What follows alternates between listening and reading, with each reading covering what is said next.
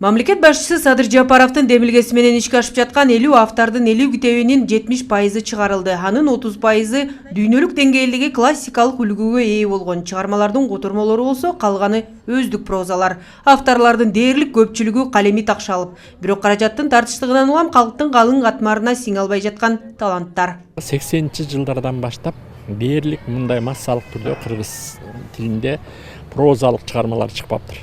Мына биринчи жолу ушул 50 жылдан кийин ушундай прозалык чыгармалар чыгып элге тартууланып атат.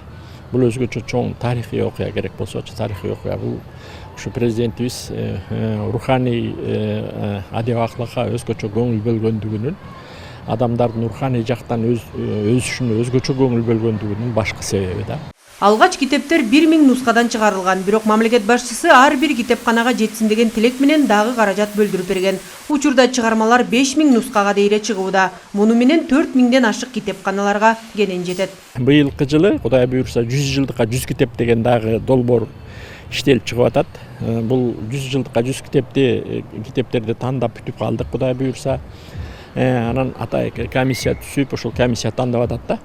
Анан ушул 100 жылдыкка 100 китептин нускасындагы 5000 нускадан жогору чыгарганга аракет кылып атабыз. Анткени жок дегенде ар бир китепканага бирден түшсүн деген маанайда да. Авторлорун мамлекеттин эсебинен чыгарабыз дегендин өзү бу дагы келечекке болгон багыт.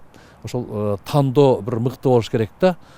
Тандоо анан адилеттик менен ошол элге пайдасы тие турган, мамлекеттин өнүгүшүнө, коомдун өнүгүшүнө пайдасы тие турган мыкты китептер чыгыш керек деп ойлойм. Анан ошондо жаштарыбыз дагы, улуу муундар дагы албетте китепти окуганга үйрөнүш керек. Жазуучулардын айтымында акыркы жарым жылдыкта мындай көңүл буруу биринчи жолу бөлүнүп жатат. Бул өз кезегинде калемгер таланттарга дем берип, сапаттуу жаңы чыгармалардын көбөйүшүнө дагы шарт түзөт. Ал эми 50 автордан 50 китеп долбоорунун алкагындагы чыгармалар майдын аягына дейре бардыгы басып чыгарылып, өлкө аймагына таркатылат. Акмарал Сабаттар, Рыскелди Көкүлбеков, Ала Тоо 24.